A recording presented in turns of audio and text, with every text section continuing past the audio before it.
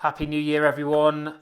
Continuing season 4 of Connecting with Purpose in this new year with a little bit of belief and identity. Because to kick off the new year, I wanted to kind of get below the tactics, below all the goals, below all the growth plans. We've probably got pages and pages of those sorts of things that we want to focus on. But really, ultimately, what holds all of that stuff up as a senior leader, as a founder, as a CEO, is our belief and our identity. And we don't think about it enough. I think belief without identity is fragile, and identity without belief ultimately collapses as soon as we face any pressure. And when I'm working with founders and CEOs and senior leaders in larger businesses, I see this moment show up a lot, where the business has grown, the stakes obviously have got a lot higher, and the old way of us leading starts to feel a lot heavier than it did before. It looks like a performance problem, but it's more than that. It's actually more foundational because, in fact, it's what my friend Pete Steinberg would call in his book by the same name, leadership shock. One of the most world-renowned executive coaches, Marshall Goldsmith, has said and also wrote about what got you here won't get you there. And this is the key piece, because part of getting there is about belief. And belief isn't just optimism, it's certainly not hype, and it's not something that you hope you might feel. Belief is a decision.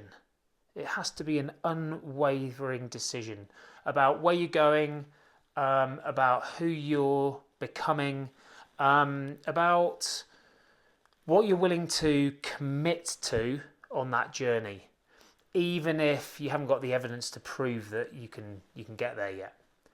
Because if belief's vague, then energy just scatters, and if we're borrowing it from sort of circumstances outside in, our commitment starts to get wobbly because those circumstances change. And when we're leading teams, the teams feel it, right? This starts to sort of disseminate and even maybe amplify across the team. Instead, we want to be thinking about an ultimate performance approach, which isn't just about having a great strategy. It's about starting that strategy grounded in purpose and having an unwavering belief in that purpose, because every strategy should be built upon a purpose. And in this ultimate performance system, which we've got 7 Ps, and I'm not going to go through all of them today, we think about belief in terms of the first 2 Ps, the purpose, which is like why we exist, our value proposition to the world, and the possibilities that could stretch us, the things that we could possibly achieve. And these include the impact that we're looking to have. And if our belief's unwavering to these, we can then focus on priorities, which provide us the clarity and the coherence to start moving these forward with less friction and more momentum, because everything's flowing together. And so one of the most important and maybe uncomfortable questions that we probably should be thinking about as leaders is, what am I asking my people to believe in that I maybe haven't fully committed to myself? Because this then brings us to the second part, identity. If belief answers where you're going, identity determines whether you're actually going to let yourself go there. Most founders and senior leaders don't stall or kind of fizzle out because they're lacking any sort of capability. They're high achievers, high performers, but they stall because their identity hasn't yet caught up with the context within which they're now leading. I call this playing out a position, which is the 4th P in our model. We've got an identity that obviously worked for us at some stage, the doer, the fixer, the one who holds it all together. But ultimately that can become the constraint at the next stage. That's certainly what happened to me. As the one who had originally created and built the business, I had become the cause of the friction.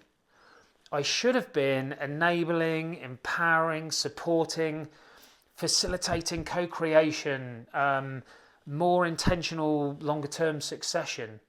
But instead, I was still leading in the same way, and that was showing up now as kind of heroic over-involvement and control that was described as care, and an exhaustion that ultimately nobody else could fix.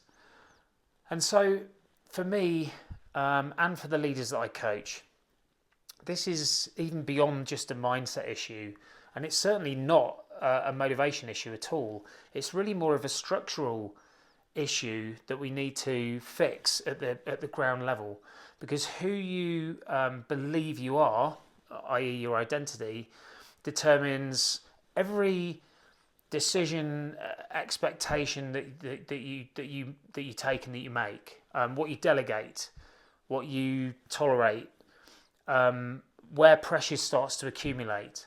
And one way to sort of reframe this is thinking that it's very unusual that the business is going to outgrow the leader's identity until the leader actually lets that happen.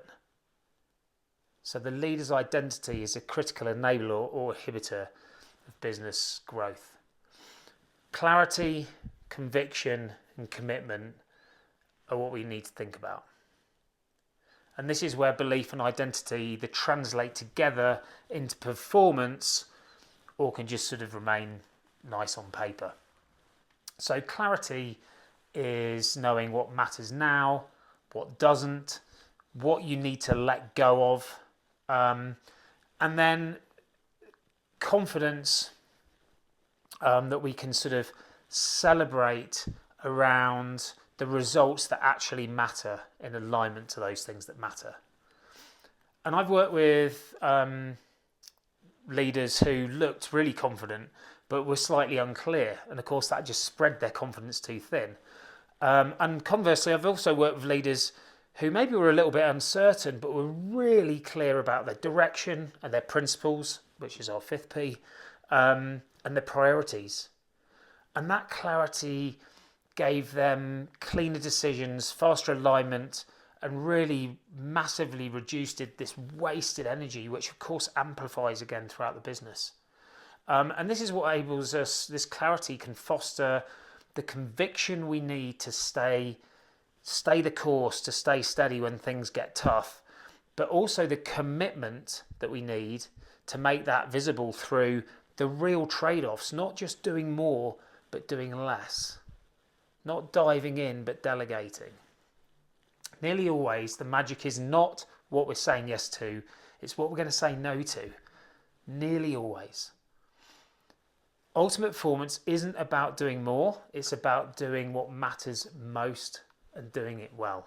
And that's what translates into more effective and more efficient performance and better business results. So, we just step back. When belief is grounded and our identity is updated, clarity drives commitment, then pressure stops feeling so chaotic and external and suffocating.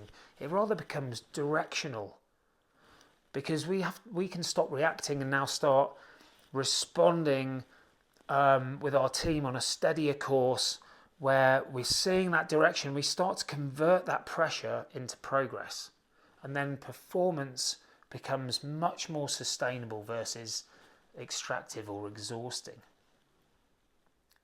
So as you're moving into this year and you've got the goals and you've got the targets and you've got the tactics and the KPIs and everything else, just consider these 3 questions. Firstly, what do you truly believe in about where you're going?